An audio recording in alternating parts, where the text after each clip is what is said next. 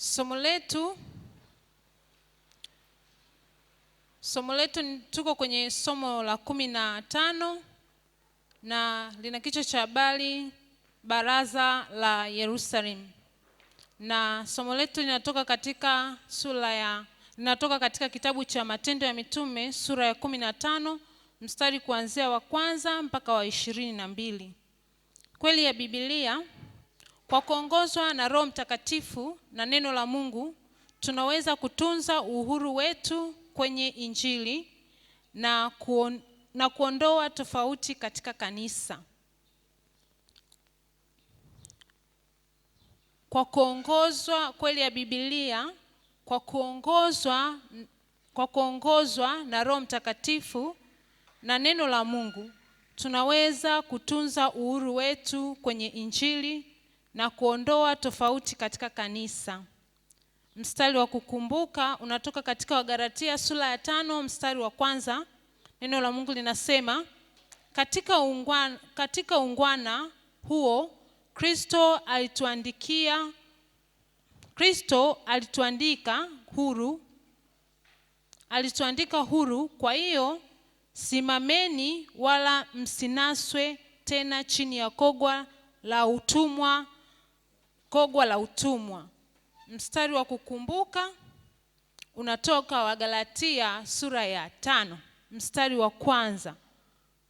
Neno la Mungu linasema, katika ungwana huo Kristo alituandika huru. Kwa hiyo simameni, wala msinaswe tena chini ya kogwa la utumwa. Amen. Tuombe.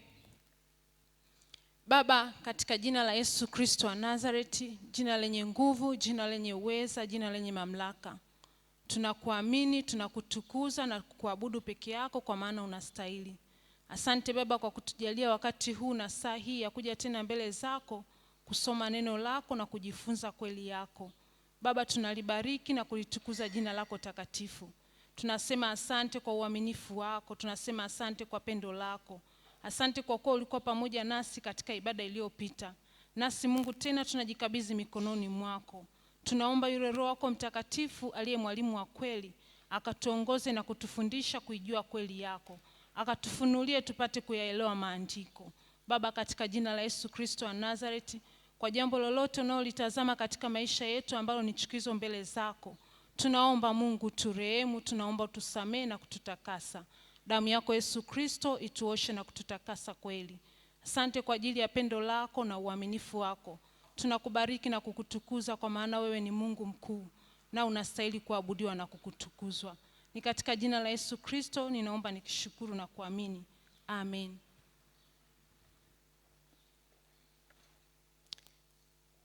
Ninaomba nisomewe Matendo ya Mitume sura ya 15 mstari wa 1 mpaka wa 22.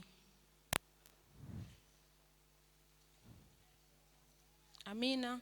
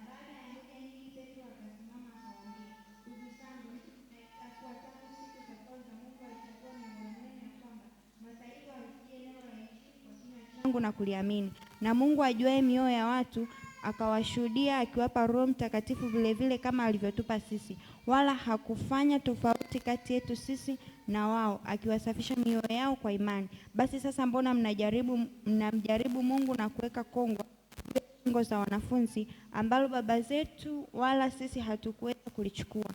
Bali tuamini kwamba kwa neema ya Bwana Yesu vile vile kama wao.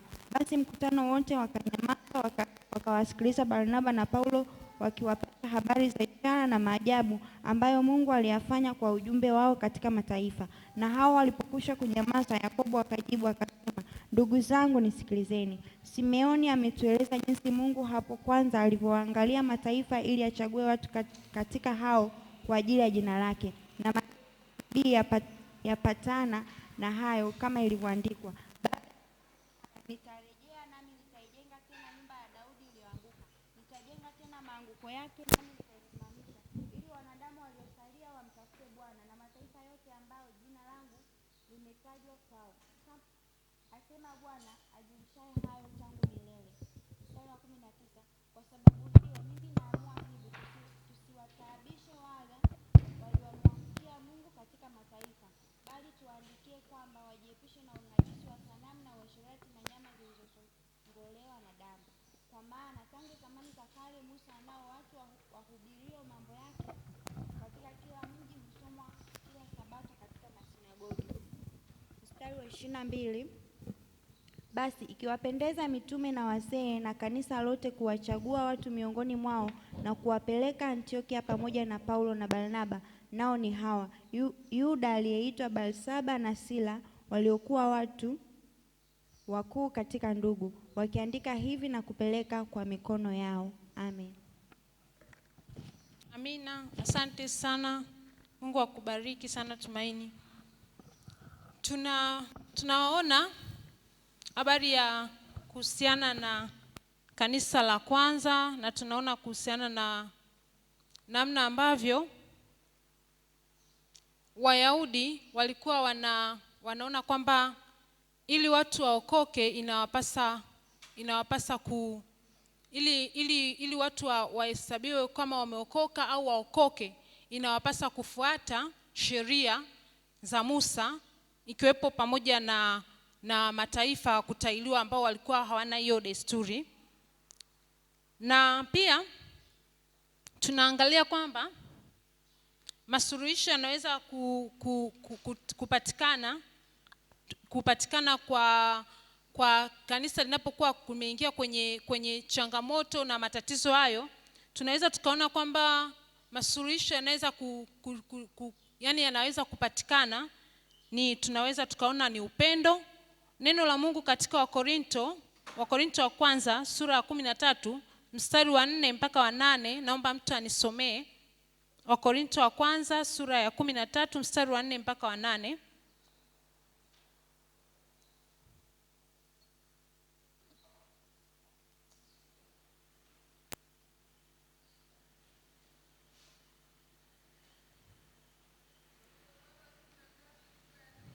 Mpaka wa 8.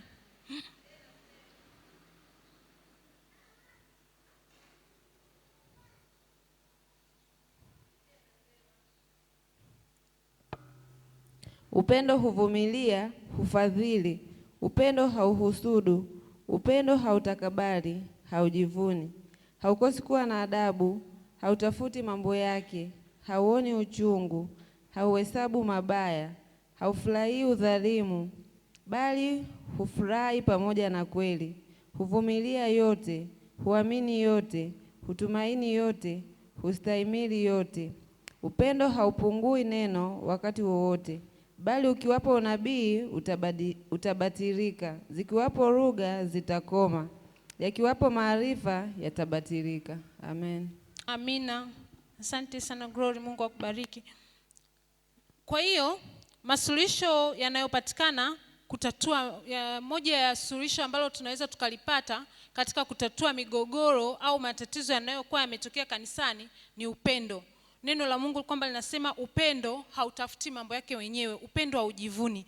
Na tukiangalia kwenye kanisa la kwanza au ya Wayahudi, tunaona kabisa kwamba kitu kimojawapo pia walikuwa ni wanajivuna, kwa sababu wenyewe walikuwa wanajua kwamba Kristo alikuja ni kwa ajili yao. Kwa hiyo tunaona kabisa kwamba kitu kimojawapo kilikuwa pia kinapungua, ilikuwa ni upendo, kwa sababu kulikuwa kuna spirit ya kujivuna, na katika upendo huwa kunakuwa hamna kujivuna. Kwa hiyo kama kulikuwa kuna kujivuna na kutafuta mambo yake wenyewe hapa, kwa hiyo upendo ulikuwa umepungua. Ili migogoro ya kanisa itatuliwe, kitu kikubwa kimojawapo kinachotakiwa ni upendo, kwa sababu katika upendo kuna kuwahesabu wengine wote kwamba ni bora kama wewe. Kwa hiyo kungekuwa kuna kuhesabu wenzao, wale watu wa mataifa ambao walikuwa wameachiliwa neema ya kumpokea Mungu, wenyewe usingekuwa kuna hali ya kujivuna, kwa sababu upendo ungekuwa unastili vitu vyote. Lakini pia heshima inapokuwepo inasaidia kwamba watu wanaweza wakawa kuna tatuliwa migogoro mingi, kwa sababu pia migogoro mingine inaweza ikawa inatokea ndani ya kanisa kwa sababu kunakuwa hakuna heshima. Heshima ikiwepo, migogoro iliyoko ndani ya kanisa inakuwa inatatulika. Lakini pia tunaweza tukaona kwamba kwa kufuata uongozi wa Roho Mtakatifu, neno la Mungu katika Yohana sura ya 16 mstari wa 13, naomba nisomewe Yohana 16 mstari wa 13, na mwingine aniandae kunisomea Yohana sura ya 17 mstari wa 21 mpaka 23. Yohana 16 mstari wa 13. Mstari wa 13, Biblia inasema, lakini yeye atakapokuja, huyo Roho wa kweli, atawaongoza awatie kwenye kweli yote, kwa maana hata nena kwa shauri lake mwenyewe, lakini yote atakayoyasikia atayanena, na mambo yajayo atawapasha habari yake. Amen. Amina. Mungu akubariki. Glory. Kwa hiyo tunaona pia kwa kufuata uongozi wa Roho Mtakatifu anatuongoza kufanya kile kitu ambacho Mungu anakitaka.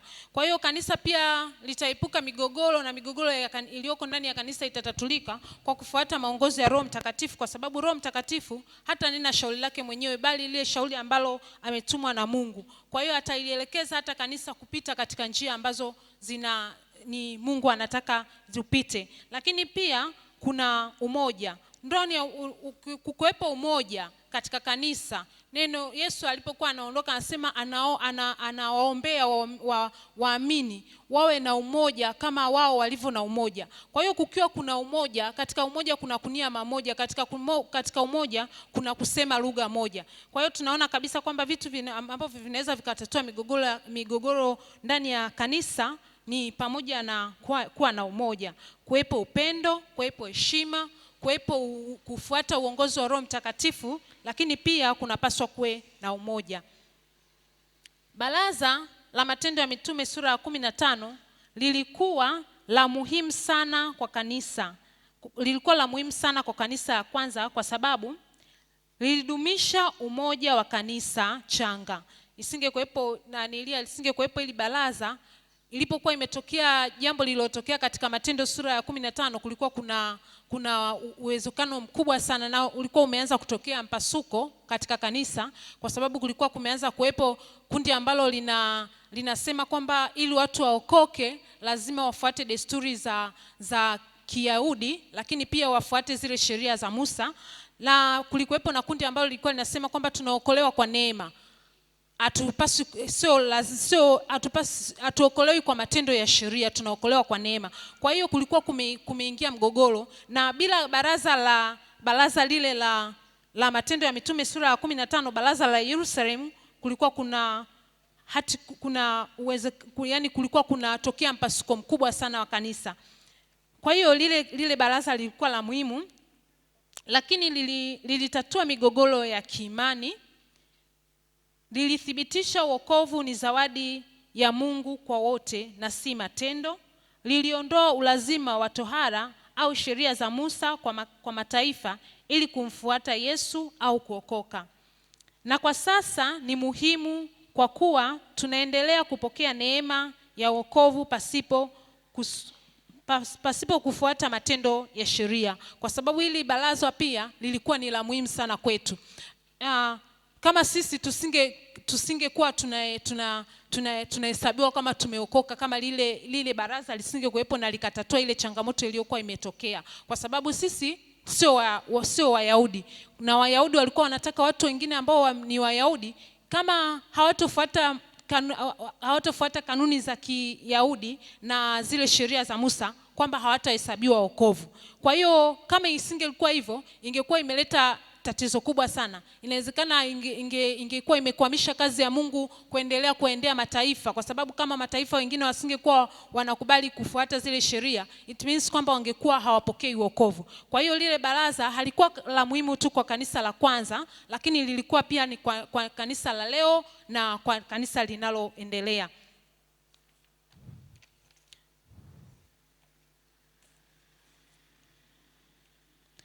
Paulo alikabiliana na tatizo kubwa, na baadhi ya Wakristo wa Kiyahudi waliokasirika kwamba waamini wa mataifa hawakufuata desturi za Kiyahudi. Watu hao walijiweka kuwa mamlaka kuu ya kanisa. Baraza lilikabiliana na swali kama waamini wa mataifa watakuwa wakishika sheria, kama waamini wa mataifa watakuwa wakishika sheria za Musa ili kupokea wokovu. Kwa hiyo ilikuwa ni kitu ambacho kilikuwa kimeleta changamoto sana, na inasemekana kabisa kwamba hawa Wayahudi ambao walikuwa wanasema kwamba ili watu kupokea wokovu iliwapasa kuwa wanafuata sheria za Musa na pia wanatakiwa watailiwe.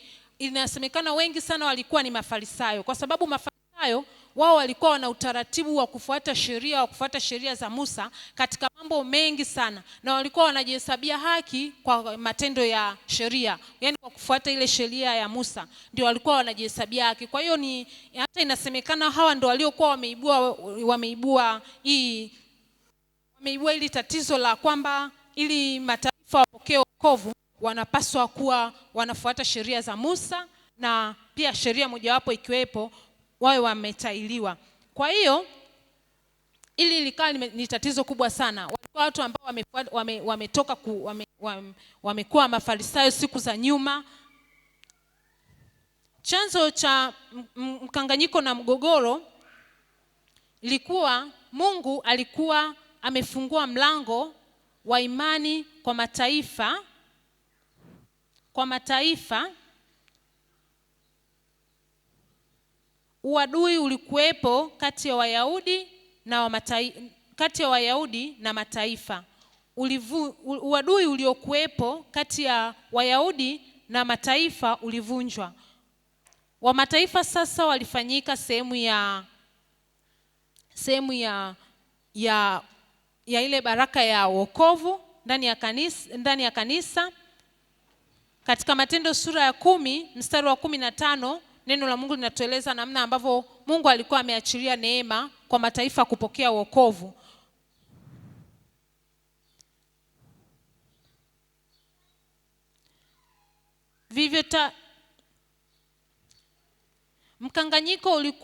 Mkanganyiko ulitoka waliposhuka watu waliotoka Uyahudi, walikuwa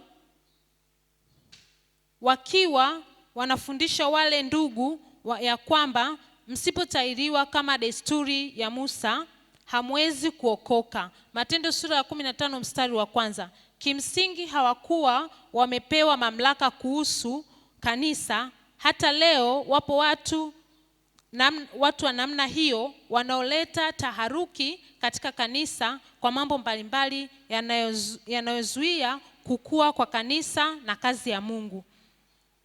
Paulo alimpinga hata Petro kwa sababu ya kuwa mnafiki.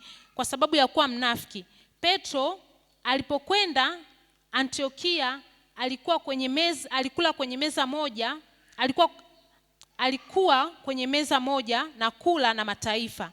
Hili linaweza lisionekane kama tatizo kwetu leo, lakini katika siku hizo lilionekana ni tatizo.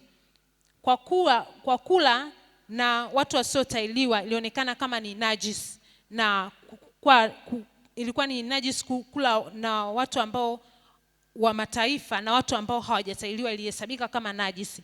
Kwa kuwa Petro alikuwa amepokea maono ya wanyama safi na wasio safi, alitambua kwamba Mungu hana upendeleo. Matendo ya Mitume sura ya 10 mstari wa 34. Lakini watu walipokuja kutoka kwa Yakobo, Petro aliacha kuchangamana na mataifa.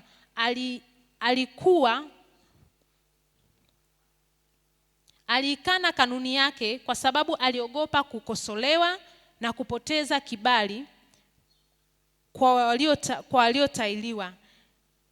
Ilienda mbali kiasi kwamba Wayahudi wengine akiwemo Barnaba walipotezwa. Wagalatia sura ya 2 mstari wa 11 mpaka wa 13. Kwa hiyo Paulo anakataa hali ya unafiki inayotokea kwa Petro, kwamba Petro alipoona watu wamekuja watu wa kutoka kwa Yakobo, ambao walikuwa ni watu ambao wa mataifa mengine ambao walikuwa hawajatahiriwa, alipoona wamekuja, yeye akawa kama anakuwa anaungana na wale watu, anasema kwamba ili mtu apokee wokovu inampasa kutahiriwa. Kwa hiyo Petro akawa ameikana ile kanuni yake, na wakati Petro ni mtu ambaye alikuwa ameoneshwa maono wakati ule alipokuwa anaenda ametumwa na Mungu kwa ajili ya Kornelio. Alioneshwa maono ambayo kulikuwa kwenye kitambaa kinashuka ambacho kilikuwa kina wanyama ambao ni najisi. Tukisoma katika zile kanuni za Kiyahudi walizokuwa wakipewa, kuna wanyama ambao walikuwa wanaruhusiwa kula na wanyama ambao walikuwa hawaruhusiwi kula.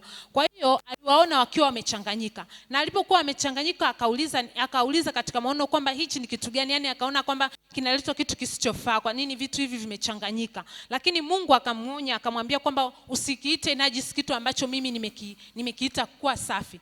Kwa hiyo lakini pamoja na kwamba alishakuwa ameona haya maono, kuna watu hata leo wako katika kanisa ambao wanaweza kuwa watu wa nia mbili au watu wa lugha mbili, kwamba wanaweza wakawa kuna ukweli wanaojua, lakini kuna wakati mwingine wasitake kusema ukweli kama ulivyo, kwa sababu wakawa wanaogopa mtu fulani kwamba atawaonaje. Hiyo ni kitu ambayo ni kibaya sana, na ni kitu ambacho hakitakiwi kwa Mkristo, na ni kitu ambacho hakitakiwi pia ndani ya kanisa, kwa sababu watu wanapaswa kusimamia kweli ya Mungu, na wanapaswa wakiwa wanajua kweli waiseme kweli kama ilivyo, pasipo kumwogopa mtu yoyote. Yani watu wanasema kwamba una wakati unapaswa uwe umenyooka kama rula, yani kwamba rula hamna namna utaka kuipinda. Ukitaka kuipindisha utakuwa umeivunja. Kwamba unapaswa mtu uwe ni mtu wa ndio yako iwe ndio, na ndio yako iwe ndio, na hapana yako iwe hapana. Kwenye nyeusi useme nyeusi, na kwenye nyeupe useme nyeupe. Lakini Petro anaonekana ni mtu anayekuwa na nia mbili, kwamba akiwa upande wa mataifa anaweza kula meza moja pamoja na mataifa, lakini akifika kwa watu ambao wametahiriwa anataka kuwatenga na watu akifika kwa watu waliotahiriwa anawatenga watu ambao hawajatahiriwa na kuwaona kwamba ni najisi. Kwa hiyo Paulo hichi kitu kinamkwaza na anamkemea Petro, anasema kwamba kwa nini hasemi kweli na wakati alikuwa ameiona ambayo ni kweli.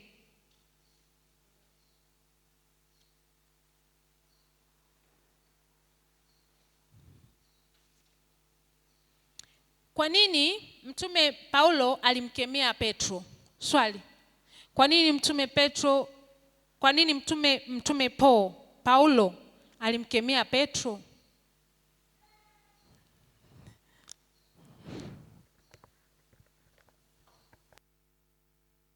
Ili swali linaenda kuonesha kama mlikuwa hapo darasani au mlikuwa mmetoka.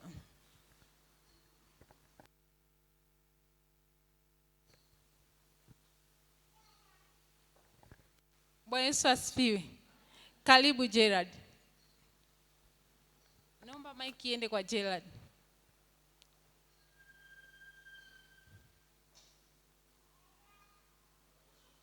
Amina.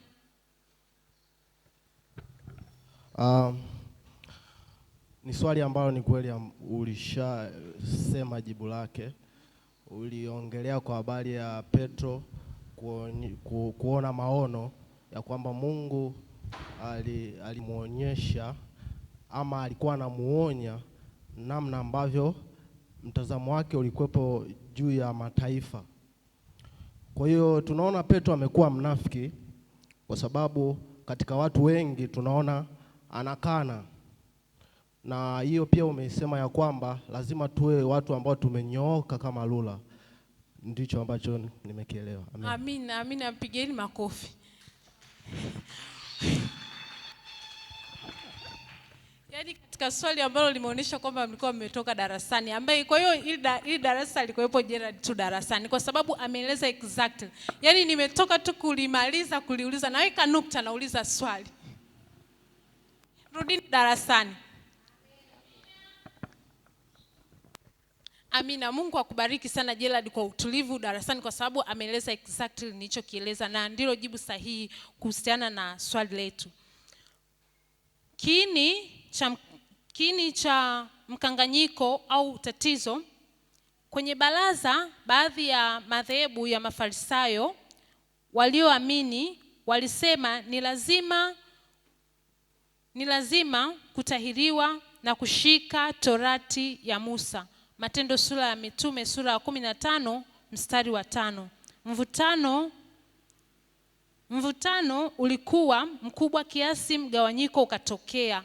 Kama nilivyosema mwanzo kwamba katika yani ili jambo la waliotahiriwa na wasiotahiriwa vipi, yani wanawezaje kuchanganyika ndani ya kanisa, lilikuwa limeleta mkanganyiko na mgogoro mkubwa sana ndani ya kanisa. Yani kiasi kwamba kama isingelikuwa baraza la Yerusalemu, ilikuwa inaigawa kanisa kwa kiwango kikubwa sana, na kama ingelikuwa hivyo, isingekuwa kwa maongozi ya Roho Mtakatifu, ingekuwa inaleta shida katika kazi ya Mungu.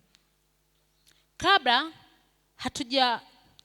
hatujawakosoa Wakristo hawa wa kwanza, tunatakiwa kuchunguza nia zetu na mafundisho tunayofundisha. Je, kuna ubaguzi wa kimaeneo, kikabila? Sio wazo la ufalme kuwa na kanisa liwe na mgawanyiko. Wokovu katika Kristo unatujumuisha wote. Kugawa kazi ya Mungu huleta huzuni katika moyo wa Mungu. Kwa hiyo kwa namna yoyote pia tunapaswa kujitahidi sana. Inawezekana kabisa kama binadamu kunaweza kukatokea sintofahamu, yani kwamba kuna kupishana kwa lugha, kuna kupishana kwa namna yoyote, lakini katika jambo lolote linalotokea, ili kazi ya Mungu isonge mbele, ni lazima kurudi mezani na kuzungumza katika kunia moja. Tunaona kabisa kwamba ili baraza la Yerusalemu walikuwa ni watu ambao walikuwa wana utulivu wa hali ya juu, pamoja na kwamba walikuwa wanapinga, lakini walipokuwa wakielezwa walikaa kwa utulivu, wakawa wanasikiliza. Walikuwa ni watu ambao wamekutana watu wenye vyeo, watu ambao wana usemi katika kanisa, kwa sababu tunaona kabisa kwamba walikuwa ni baraza, lakini walipoamua kunia mmoja, walikaa wakasikilizana, wakaamua kwamba hichi kitu ambacho tunaeleza, na wako tayari kujifunza vitu ambavyo hawavijui. Hichi ni kitu ambacho tunapaswa kuomba katika kanisa, kwa sababu kanisa linapaswa kama watu ambao wakikutana, hata kama kuna kitu ambacho wengine wanakuwa hawakielewi au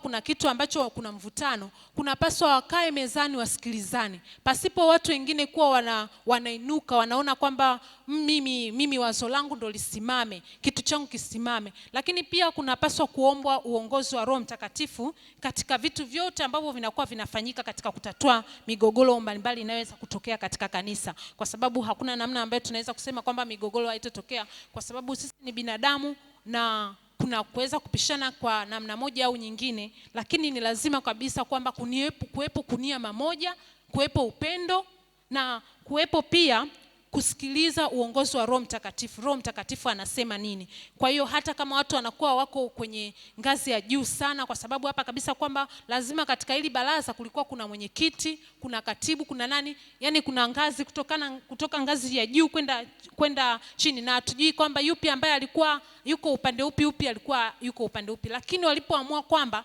wanapaswa kufanya wanapaswa kutatua hii changamoto, ingawa wao pia walikuwepo watu katika pande mbili, waliamua kwamba wana nia moja na kwamba wanasikiliza na wanataka kujua ni kipi ambacho ni sahihi kwa kufuata mwongozo wa Roho Mtakatifu na pia kwa kulifuata neno la Mungu. Ndivyo tunavyopaswa pia kufanya hivyo katika kanisa. Petro alizungumza kwenye baraza kuhusu maono ambayo Mungu alikuwa amemuonesha. Kisha akasimulia kuhusu kumtembelea Kornelio na nyumba yake. Petro alitangaza kwamba Mungu alikuwa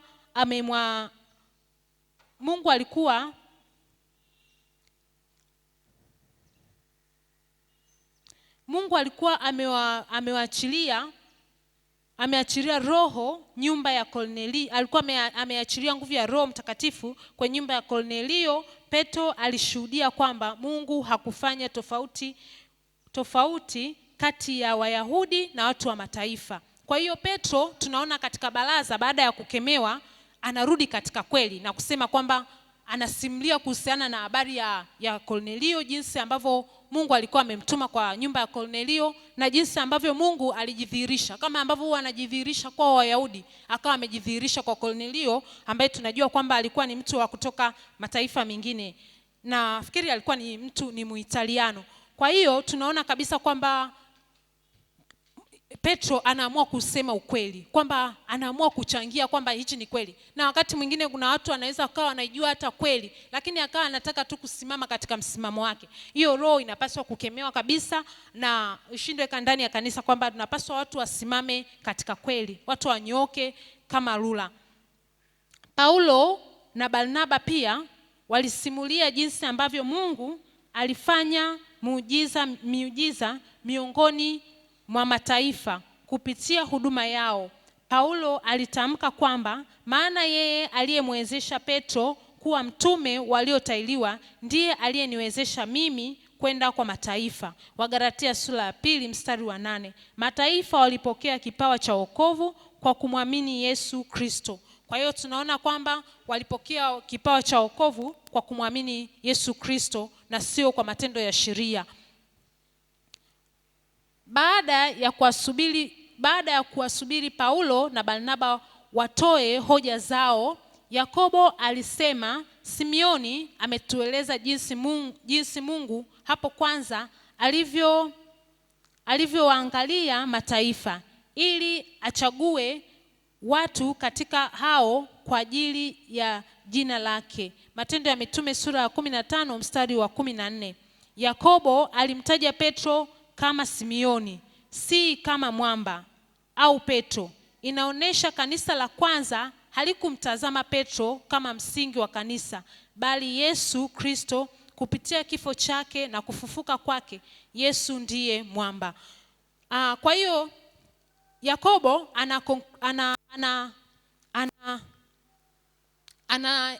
anakuwa mtu wa, baada ya kusikiliza alichokisema Petro na baada ya kusikiliza alichokisema Paulo na Barnaba, na pia na yeye anasema kwamba anaeleza kwamba namna ambavyo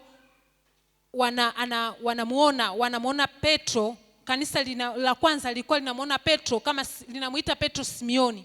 Sisi wakati mwingine tu tunamuelezea Petro kama mwamba, tukifuata lile neno ambalo lilisema kwamba wewe ni Petro, wewe ni mwamba, na juu ya mwamba huu nitalijenga kanisa na malango ya kuzimu hayatalishinda. Lakini kanisa la kwanza tunaona likimwangalia Yesu Kristo kama mwamba. Ndio maana wanamuita Petro, hawamuadresi Petro kama Petro, kwa sababu Petro linamaanisha ni jiwe. Wanamuadresi Petro, wanamuita Petro kama Simeoni, kwa sababu wanakuwa wanatambua kwamba mwamba na msingi wa kanisa ni Yesu Kristo. Lakini pia Yakobo tunaona kwamba akiwa anasuluhisha yani ni mtu ana conclude, yani ana conclude, sijui Kiswahili chake nitasema nini, nitapata neno gani zuri. Yani ni mtu kama anahitimisha.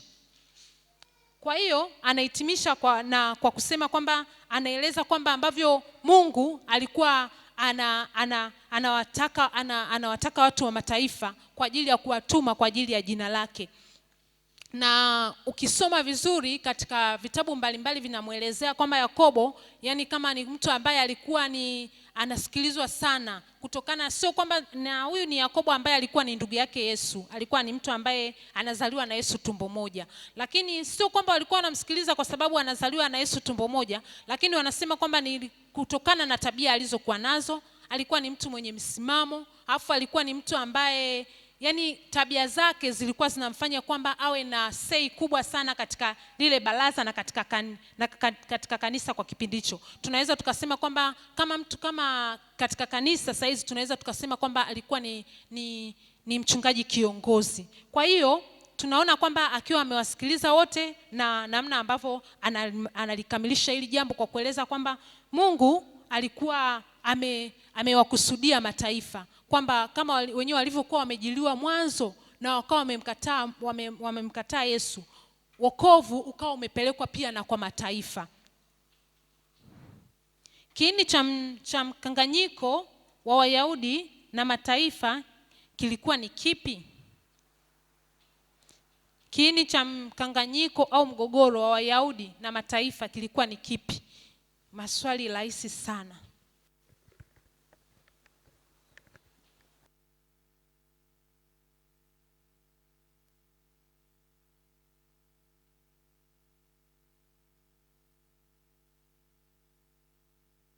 Bwana Yesu asifiwe. Na nirudia swali. Kiini cha mgogoro wa Wayahudi na mataifa kilikuwa ni kipi?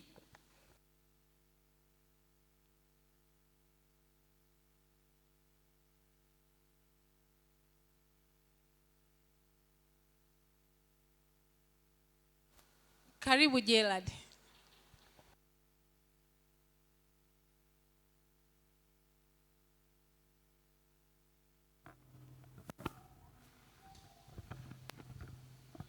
Amen. Bwana Yesu asifiwe sana. Amina. Nitajaribu. Chanzo cha mgogoro kati ya Wayahudi na wa mataifa ilikuwa ni namna ambavyo Wayahudi wanawataka wa mataifa wafuate sheria za Musa kwanza, alafu ndipo wapokee wokovu. Amina. Exactly, ndio ni jibu sahihi kabisa. Kwamba Wayahudi walikuwa wanataka ili watu wa mataifa wahesabiwe kwamba wameokoka, walikuwa wanapaswa wafuate sheria za Musa. Na kwa hiyo hilo ni jibu sahihi. Mpigieni makofi Gerard.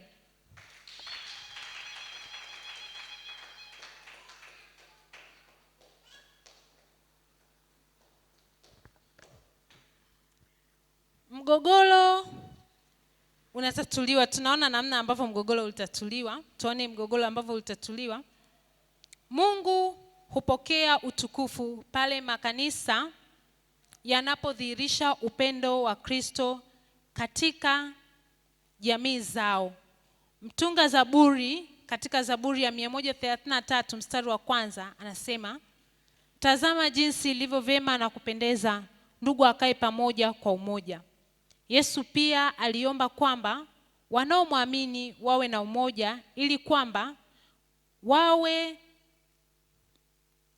na ufanisi katika kushuhudia kupitia nguvu za Roho Mtakatifu. Kwa hiyo tunaona kabisa kwamba mgogoro huu ulitatuliwa kwa jambo moja, kwanza upendo na pia umoja. Au hili baraza liliamua kwamba alikae kwa upendo na kwamba wasikilizane. Lakini pia yani kila mtu amhesabu mwenzie kwamba ni bora. Kwamba hii pointi anayoitoa Paulo, mimi Petro japo nilikuwa ninasuasua katika hii pointi, lakini nikubaliane. Mimi Barnaba pamoja na kwamba nilikuwa ninaonekana kama naelekea katika kupotea, lakini nikubaliane na kile ambacho Paulo anakifikiria. Kwa hiyo wote katika baraza lile la Yerusalemu wakaamua kunia mamoja, kwa sababu kulikuwa kuna upendo. Upendo haujivuni, hautafuti mambo yake yenyewe. Kwa hiyo wakaamua kwamba wanania mamoja na katika umoja walifanikiwa. Lakini pia neno la Mungu kama linavyotuambia kama katika Zaburi 133 mstari wa kwanza kwamba tazama jinsi ilivyo vema na kupendeza ndugu akae pamoja kwa umoja. Kwa hiyo hawa walifuata neno la Mungu wakakaa pamoja. Walifuata uongozi wa Roho Mtakatifu. Roho Mtakatifu anazungumza nini kuhusiana na hili jambo? Wakakaa pamoja na kwa kupitia umoja na upendo wakawa wamefanikisha kile kitu ambacho Mungu alikuwa anakitaka. Lakini pia ni kitu ambacho Mungu anataka kukiona katika kanisa la leo. Mungu anataka kuona upendo, Mungu anataka kuona umoja katika kanisa. Hiki ni kitu ambacho Yesu alikiacha kwa msisitizo sana. Akasema kwamba ninaomba wawe na umoja kama sisi tulivyo na umoja. Kwa hiyo kanisa wakati wote linapaswa kuwa na umoja na watu wawe wanania mamoja. Viongozi wa kanisa la kwanza walijua kutatua tatizo. Walijua kutatua tatizo kungeleta faida kwa kanisa. Kwa hiyo baraza lilitafuta msaada wa Roho Mtakatifu katika kuamua nini cha kufanya. Walitangaza waumini wajiepushe na unajisi wa sanamu na uasherati na nyama zilizotolewa sadaka kwa miungu na damu. Hivi ndio vitu ambavyo walikuwa wamesisitiza. Walikuwa wamesisitiza pamoja na kwamba watu hawatafuata sheria na zile taratibu za sheria za Musa na zile taratibu za Kiyahudi ikiwepo ya moja ya kutailiwa, lakini walikuwa pia wanataka kwamba watu wafuate vile vitu ambavyo ni msingi pia wa neno la Mungu unakataza. Neno la Mungu linakataza kwamba watu wasijihusishe na ibada za sanamu. Lakini pia neno la Mungu linakataza kula vyakula na kula nyama zilizotolewa sadaka kwenye madhabahu za miungu. Lakini pia neno la Mungu linakataa uzinzi na uasherati. Kwa hiyo hivi ni vitu ambavyo pamoja na kwamba vilikuwa vipo pia katika sheria ya Musa, lakini pia ni vitu ambavyo walikuwa wanapaswa wavifanye kama wavifuate. Hizi kanuni wazifuate kama kanisa. Matendo ya Mitume sura ya 15 mstari wa 20. Baraza la Yerusalemu lilishughulika na matatizo ya kanisa kwa namna tunayoweza kuifuata. Hawakuona desturi na tamaduni mbalimbali zinatakiwa kuwa sheria za kutii. Badala yake walitegemea maombi, mafundisho ya Kristo na Roho Mtakatifu na Roho Mtakatifu ambaye utuongoza katika kweli. Hata vitu kama hivi leo katika kanisa vinapaswa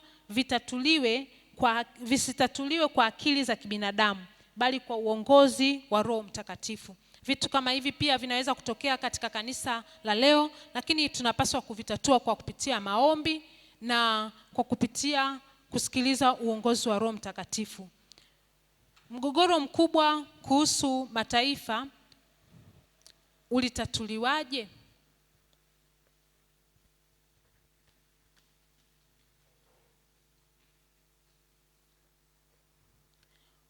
Mgogoro kuhusu mataifa ulitatuliwaje?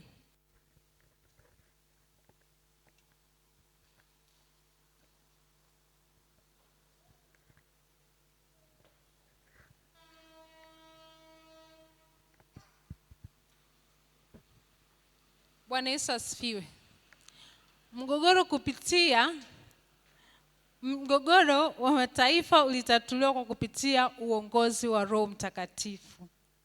Baraza lilifikia muafaka na kutuma barua kwa mataifa huku wakiwaeleza mambo manne ya kuzingatia, ambayo hayo mambo manne nimetoka kuyaeleza.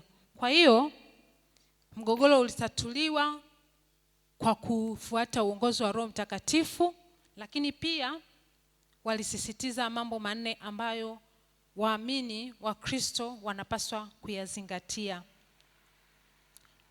Tunawezaje kukuza umoja kwenye mwili wa Kristo?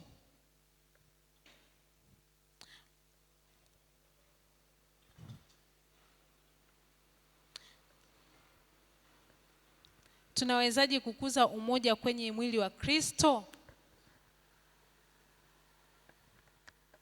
Karibu.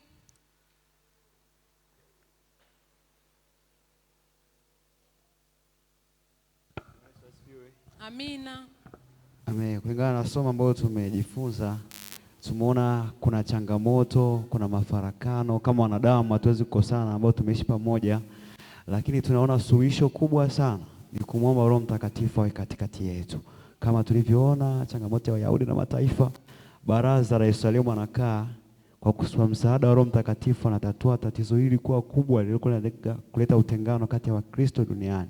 Lakini kwa msaada wa Roho Mtakatifu wakapata msaada. Kwa hiyo tunamhitaji Roho Mtakatifu ili kutatua matatizo yetu, ili tukae katika umoja ambao Kristo aliacha kama amri. Amen. Amina, amina. Mpigeni makofi kaka mdogo. Asante sana. Ni kweli kwa kufuata uongozi wa Roho Mtakatifu ni moja ya namna ambavyo tunaweza tukatatua migogoro katika kanisa, lakini maombi ya umoja pia yanaweza kutatua migogoro. Kweli ya neno la Mungu, kwa kufuata kweli ya neno la Mungu linatutaka tufanye nini? Ni kitu kimoja hapo pia kinachoweza kusaidia kutatua migogoro. Lakini pia mwongozo wa kanisa. Tukifuata mwongozo wa kanisa pia unataka nini? Ni kitu ambacho kinatatua migogoro, kwa sababu pia kanisa linaweza likawa limeweka vitu ambavyo vinapaswa kufuata. Kwa hiyo pia kwa kufuata hivi inaweza kutatua migogoro ya kanisa. Ishi Kweli wiki hii imewapasa waamini kutafuta kuishi kwa umoja. Kutoafikiana kunapotokea.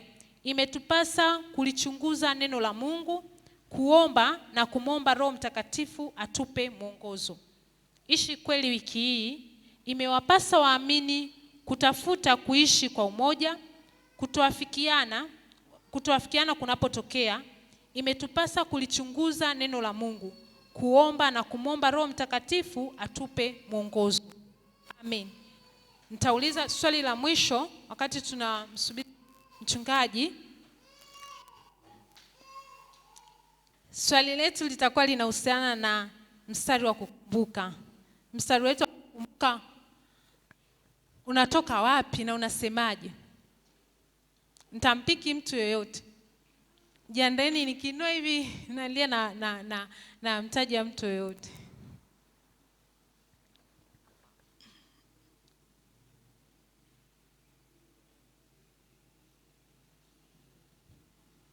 Bwana Yesu asifiwe.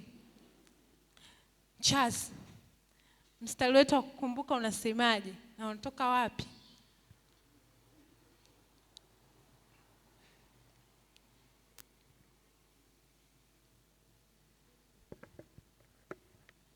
Charles. Charles,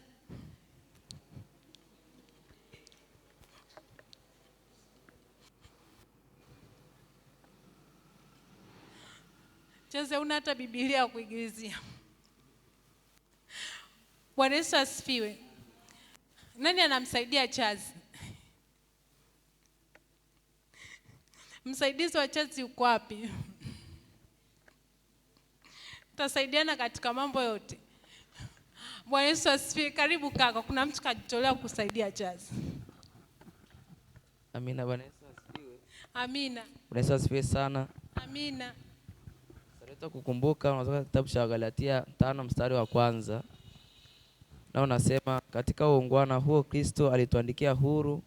Kwa hiyo simameni wala msinaswe tena chini ya kongwa la utumwa. Amina. Mungu akubariki. Pigeni makofi. Amemwokoa Charles. Kadiri mchungaji atakavyoendelea kwa bado hajafika.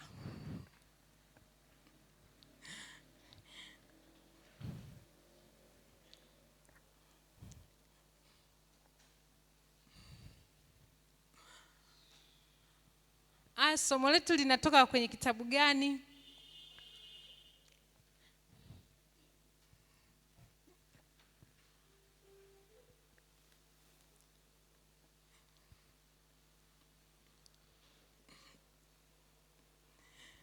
Bwana Yesu asifiwe. Amina. Somo letu tunatoka Matendo ya Mitume 15 mstari wa kwanza mpaka 22. Amina, mpigeni makofi Chazi. Ameona hili darasa lisipite hivi hivi hadi afanye kitu. Karibuni kwa maswali.